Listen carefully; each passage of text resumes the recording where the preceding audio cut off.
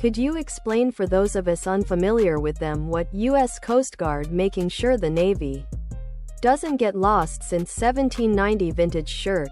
My understanding was that augmentees are to MPs what private security guards are to civilian law enforcement agencies. I'd like to hear about Ruckle's eventual dishonorable discharge and how he ends up getting kicked out. I am on tenterhooks waiting for the presumably glorious end of the Ruckle saga.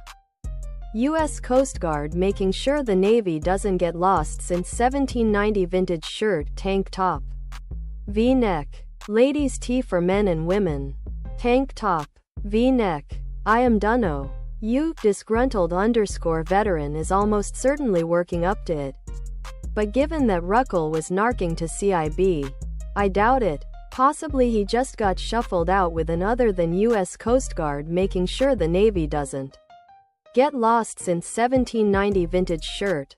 I post 2 to 3 Ruckle stories a week and I have about a dozen left. That makes about a month. However, I have some other tales I can post about a few other characters I met in the service. Some are longer stories and some are short bursts of Ruckle being Ruckle.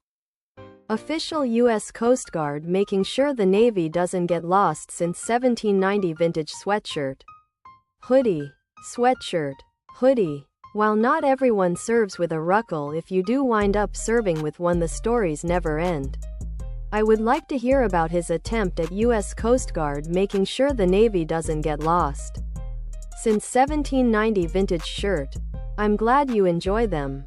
I didn't know if anyone would ever find his stories amusing, but apparently a lot of people like to laugh at his shenanigans. It's probably because we've all had that guy at some point and can commiserate. Plus, it's always fun to laugh at someone else's stupidity. And your delivery is spot on. Keep 'em coming. So true, and I will keep them coming. Other products.